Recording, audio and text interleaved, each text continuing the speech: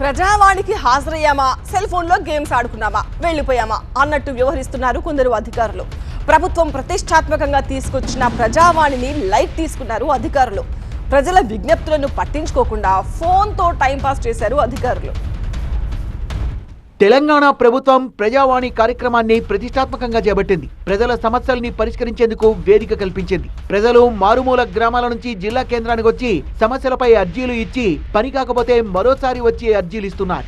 చాలా జిల్లాల్లో అధికారులు ప్రజావాణిని మొక్కుబడిగా నిర్వహిస్తున్నారు. నాగర్ కర్నూలు జిల్లాలో ప్రజావాణి జరుగుతుండగా కొంతమంది అధికారులు సెల్ ఫోన్ లో గేమ్స్ ఆడుతూ టైంపాస్ చేశారు.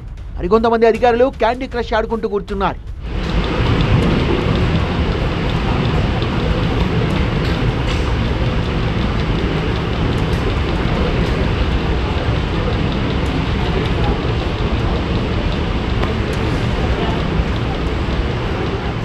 ఓ పక్క ప్రజలు దరఖాస్తులు ఇస్తుంటే ఇంకో పక్క అధికారులు మొబైల్ ఫోన్లలో కబుర్లు చెప్పుకున్నారు.